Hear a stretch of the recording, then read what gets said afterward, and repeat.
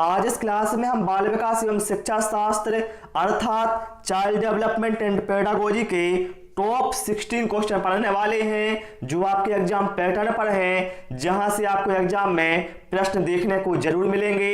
इसलिए आप सभी से रिक्वेस्ट है वीडियो कंप्लीट देखें और सारे प्रश्नों के आंसर जरूर कमेंट करें। यदि आप इन 16 में से 12 प्लस क्वेश्चनों के सही आंसर देते हैं तो आपकी तैयारी अच्छी तरह से चल रही है। तो चलिए भाई शुरू करते हैं इस प्यारे से वीडियो को। कहा गया है प्रश्न क्रमांक 1 में, किसी भी नई भाषा को सीखने के लिए कहां से प्रारंभ किया जाना चाहिए। ऑप्शन है अक्षरों व शब्दों के मध्य, साहचर्य से, वाक्यों के निर्माण से, शब्दों के निर्माण से, या फिर उपर्युक्त में से कोई नहीं। आप लोग अपना आंसर सिलेक्ट करें क्या होगा। तो देखिए ध्यान रखना, किसी भी नई भाषा को सीखने के लिए अक्षरों व शब्दों के मध्य साहचर्य से प्रारंभ किया जाना चाहिए। क्यों किया जाना चाहिए?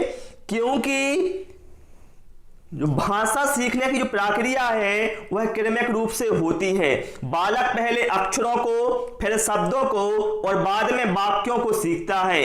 अतः इनके मध्य साहचर्य का होना अत्यंत आवश्यक है। ठीक है, चलिए भाई प्रश्न क्रमांक 2 पर आते हैं।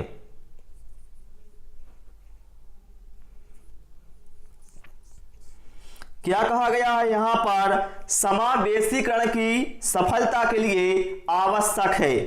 बताएंगे आप लोग करेक्ट आंसर यहां पर क्या होगा। ऑप्शन है क्षमता निर्माण का अभाव, अभिभावकों की भागीदारी का ना होना, अलगाव, या फिर संवेदनशीलता। तो यहां पर आप लोग ध्यान रखना, समावेशीकरण की सफलता के लिए आवश्यक होता है संवेदनशीलता। क्या होता है? संवेदनशीलता। समझ लो इसको। यह जो संवेदनशीलता है समाज, समुदाय, परिवार, विद्यालय, शिक्षक तथा अन्य समकक्षी स्तर तक होना चाहिए, ताकि जो विशिष्ट आवश्यकता वाले बच्चे हैं वो अपने आप को समाज के अन्य सदस्यों से अलग ना समझें। समझ गए आप लोग। चलिए भाई प्रश्न क्रमांक 3 पर आते हैं। और सभी से मेरी रिक्वेस्ट है वीडियो पसंद आए तो वीडियो को लाइक शेयर करें और चैनल को सब्सक्राइब भी अवश्य करें। यहां पर कहा गया है निम्न में से कौन सा संवेग का तत्व नहीं है? व्यवहारात्मक, दैहिक, संज्ञानात्मक, या फिर संवेदी। तो यहां पर एक बात ध्यान रखना, संवेग उत्पन्न होने पर प्राणी में 2 स्तर पर परिवर्तन दिखाई देते हैं। पहला शारीरिक स्तर पर और दूसरा मानसिक स्तर पर। ठीक है, तो देखिए व्यवहारात्मक, संज्ञानात्मक और दैहिक इस शारीरिक और मानसिक स्तर के अंतर्गत आ जाएंगे। लेकिन जो संवेदी है यह संवेग का तत्व नहीं होगा। क्यों नहीं होगा? क्योंकि संवेदी क्रियाओं पर संवेग का कोई भी प्रभाव प्रत्यक्ष रूप से नहीं पड़ता है। ओके, चलिए प्रश्न क्रमांक 4 पर आते हैं। और यदि आपको टाइम कम पड़ता है किसी भी क्वेश्चन का आंसर देने में, आप वीडियो को पुश करके आंसर सोच सकते हैं क्या होगा। यहां पर कहा गया है समावेशी कक्षा में किस प्रकार के या किस प्रकार का छात्र शामिल होता है?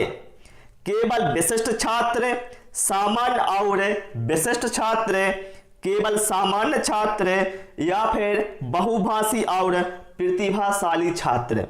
मैं आपको कई बार बता चुका हूं जिनमें केवल का यूज किया गया हो वो तो कभी आंसर हो ही नहीं सकता। तो भैया ऑप्शन ए और सी तो वैसे ही कट गए ना। अब क्या बचा हमारे पास? ऑप्शन बी और ऑप्शन डी, जिनमें से हमारा करेक्ट आंसर होगा ऑप्शन बी। ठीक है, समावेशी कक्षा में सामान्य और विशिष्ट छात्र ये दोनों प्रकार के छात्र शामिल होते हैं। ठीक है, चलिए प्रश्न क्रमांक 5 पर आते हैं। और जिन साथियों ने अभी तक हमारे चैनल पारस फ्री एजुकेशन को सब्सक्राइब नहीं किया है, इसको सब्सक्राइब कर लो, क्योंकि यहां पर आपको सब कुछ फ्री मिलने वाला है, वो भी आपके सिलेबस के अनुसार। यहां पर कहा गया है प्रश्न क्रमांक 5 में, अभिप्रेरणा का प्रत्याशा सिद्धांत किसके द्वारा दिया गया? विक्टर ब्रूम, मास्लो, हर्ज़बर्ग या फिर स्किनर। तो देखिए अभिप्रेरणा का जो प्रत्याशा सिद्धांत है यह वर्ष 1964 में विक्टर ब्रूम के द्वारा दिया गया। यहां पर करेक्ट आंसर हमारा ऑप्शन ए के साथ जाएगा। क्लियर? चलिए प्रश्न क्रमांक 6 पर आते हैं। और कोई डाउट रहता है किसी भी क्वेश्चन को लेकर आप कमेंट बॉक्स में पूछ सकते हैं। यहां पर कहा गया है सूक्ष्म शिक्षण चक्र का प्रथम पद क्या होता है? प्रतिपुष्टि, शिक्षण, योजना बनाना या फिर प्रस्तावना। तो देखिए साथियों, पहला प्रश्न बनेगा यहां से कि सूक्ष्म शिक्षण चक्र के जन्मदाता कौन है? तो भैया इसके जन्मदाता हैं AWLN। ठीक है, सूक्ष्म शिक्षण चक्र का जो प्रथम पद है वह होता है योजना बनाना। यहां पर करेक्ट आंसर हमारा ऑप्शन सी के साथ जाएगा। चलिए भाई, इसके बाद आते हैं हम प्रश्न क्रमांक 7 पर। कहा गया है पश्चात अन्वेषण तथा साधारण साक्ष्य विश्लेषण निम्न में से किसके उदाहरण हैं? स्वतः शोध, एल्गोरिदम, मानसिक वृत्ति या फिर प्राकार्यात्मक स्थिरता। और यदि आपका आंसर गलत हो जाता है, निराश मत होना भाई, क्योंकि गलती से आप बहुत कुछ सीख कर जाते हैं। ओके, देखिए यहां पर आप एक बात समझ लें, जो स्वतः शोध विधि है इसमें व्यक्ति समस्या का समाधान करने के लिए सभी विकल्पों को नहीं ढूंढता है, बल्कि क्या करता है, सिर्फ उन्हीं विकल्पों को चयन करता है जो समस्या समाधान करने की में शामिल है। ठीक है, अर्थात यहां पर जो पश्चात अन्वेषण और साधारण साक्ष्य विश्लेषण है, इस स्वतः शोध की दो प्रमुख विधियां हैं। ठीक है, इसलिए यहां पर हमारा करेक्ट आंसर ऑप्शन ए के साथ जाएगा। ओके, चलिए भाई प्रश्न क्रमांक 8 पर आते हैं। कहा गया है क्रिया प्रसूत अनुबंधन का दूसरा नाम क्या है? बताएंगे आप लोग, क्रिया प्रसूत अनुबंधन का दूसरा नाम क्या है? समीपस्थ अनुबंधन, नैमित्तिक अनुबंधन, प्राचीन अनुबंधन या फिर चिन्ह अनुबंधन। तो भैया क्रिया प्रसूत अनुबंधन का दूसरा नाम है नैमित्तिक अनुबंधन। यहां पर करेक्ट आंसर हमारा ऑप्शन बी के साथ जाएगा। आप लोग हमें कमेंट करके बताएंगे कि क्रिया प्रसूत अनुबंधन का सिद्धांत किसने दिया था और किस पर प्रयोग किया था। कमेंट बॉक्स में आप लोग जरूर बताएं। चलिए प्रश्न क्रमांक 9 पर आते हैं। यहां पर कहा गया है निम्न में से सामाजिक मूल्य कौन सा है? प्रश्न ध्यान से पढ़ा करो, फिर आंसर आप लोग दिया करो। सामाजिक मूल्य की यहां पर बात की गई है। बहुत सारे साथी मैंने देखा है उनको आंसर पता होता है फिर भी वो गलत कर जाते हैं। क्यों? क्योंकि उन्होंने प्रश्न को ध्यान से नहीं समझा है या फिर ध्यान से नहीं पढ़ा। तो सामाजिक मूल्य की यहां पर बात की गई है, तो ऑप्शन है सहायतापरक व्यवहार, प्राथमिक लक्ष्य, मूल प्रवृत्ति या फिर आक्रामकता की आवश्यकता। तो यहां पर जो हमारा सहायतापरक व्यवहार है ये सामाजिक मूल्य है। ठीक है, चलिए भाई इसके बाद प्रश्न क्रमांक 10 पर आते हैं। यहां पर कहा गया है निम्न में से अधिगम में योगदान देने वाले मनोवैज्ञानिक कारकों में से कौन शामिल नहीं है? बताना है इनमें से कौन सा मनोवैज्ञानिक कारक अधिगम में योगदान में शामिल नहीं है। अधिगम की इच्छा, इसके बाद क्या है, प्रेरणा, रुचि और विषय वस्तु का स्वरूप। देखिए यहां पर प्रश्न ध्यान से सब पढ़ो आप लोग। यहां पर लिखा है मनोवैज्ञानिक कारक। तो देखिए मनोवैज्ञानिक कारक क्या है? अधिगम की इच्छा, ये तो भैया अधिगम में योगदान देने वाले मनोवैज्ञानिक कारक में शामिल होगा। रुचि भी शामिल होगी और प्रेरणा भी शामिल है मनोवैज्ञानिक कारकों में, लेकिन जो विषय वस्तु का स्वरूप है ये मनोवैज्ञानिक कारकों में शामिल नहीं होगा, इसलिए यहां पर हमारा करेक्ट आंसर ऑप्शन डी के साथ जाएगा।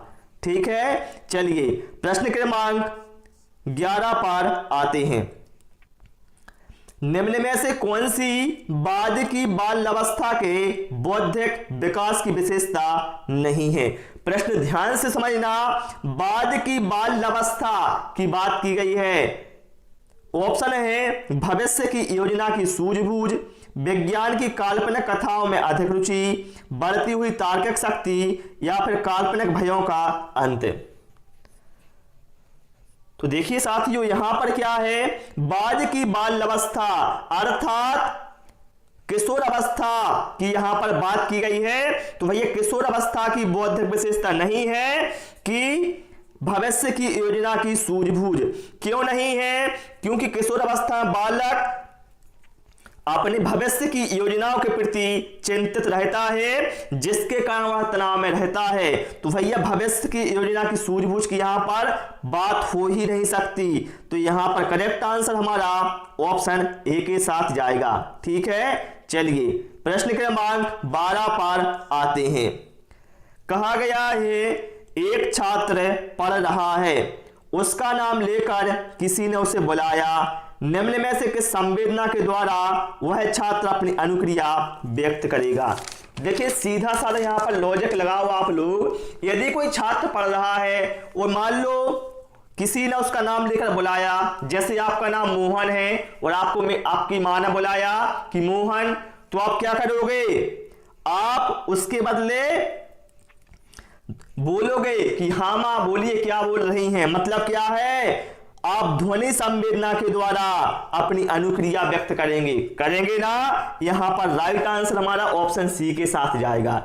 इस तरह से आपको वहां पर सोचना होता है एग्जाम में, फिर आपको आंसर देना होता है।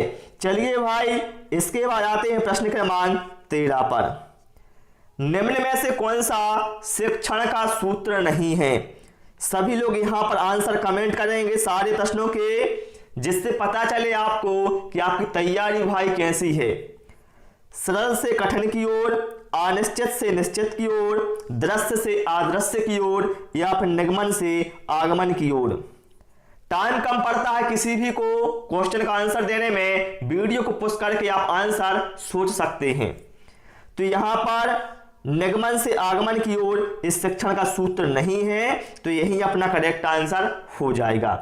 चलिए प्रश्न क्रमांक 14 पर आते हैं। संज्ञानात्मक क्षेत्र का सही क्रम क्या होगा? सभी लोग इसका आंसर कमेंट करें। टाइम कम पड़े वीडियो को पॉज कर लो, फिर आप देख लो चारों ऑप्शन में क्या है। तो देखिए भाई ब्लूम ने वर्ष 1956 में संज्ञानात्मक क्षेत्र के उद्देश्यों को 6 भागों में विभाजित किया। पहला भाग था ज्ञान, दूसरा भाग था अवबोध, तीसरा भाग अनुप्रयोग, चौथा विश्लेषण, पांचवा संश्लेषण और छठवां मूल्यांकन। तो ज्ञान पहला है, अवबोध दूसरा। ठीक है, ये बिल्कुल सही है, तो यही अपना करेक्ट आंसर हो जाएगा ऑप्शन डी। ओके, चलिए प्रश्न क्रमांक 5 पर आते हैं।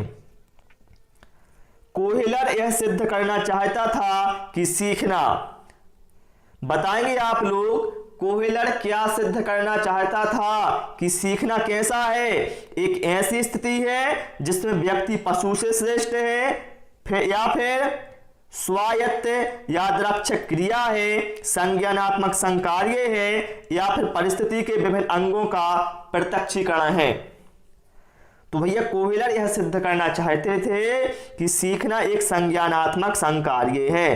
ठीक है, चलिए भाई इसके बाद आते हैं हम प्रश्न क्रमांक 16 पर, जो कि हमारा लास्ट क्वेश्चन है। और इसके बाद आप सभी कमेंट करेंगे आपने 16 में से कितने प्रश्नों के सही आंसर दिए हैं। यहां पर कहा गया है आत्म केंद्रित व्यक्ति होता है, बताएंगे आप लोग जो आत्म केंद्रित व्यक्ति होता है वह कैसा होता है, अंतर्मुखी होता है, बहिर्मुखी होता है, उभयमुखी होता है या फिर सामाजिक निर्भर होता है। तो यहां पर आप लोग ध्यान रखना, जो अंतर्मुखी व्यक्ति है, ठीक है, इसका एक महत्वपूर्ण गुण होता है आत्म केंद्रित। क्या होता है? अंतर्मुखी व्यक्ति का गुण होता है महत्वपूर्ण आत्म केंद्रित, ठीक है। ऐसे व्यक्ति अकेले में रहना पसंद करते हैं तथा बाह्य परिस्थितियों के अनुसार खुद को समायोजित करने में कठिनाई महसूस करते हैं। और ऐसे लोग कैसे होते हैं? निराशावादी भी होते हैं, ये भी आप ध्यान रखना, ठीक है। इसलिए भैया आपको अंतर्मुखी नहीं बनना है, आपको बनना है बहिर्मुखी। कैसा बनना है आपको? बहिर्मुखी बनना है, ठीक है।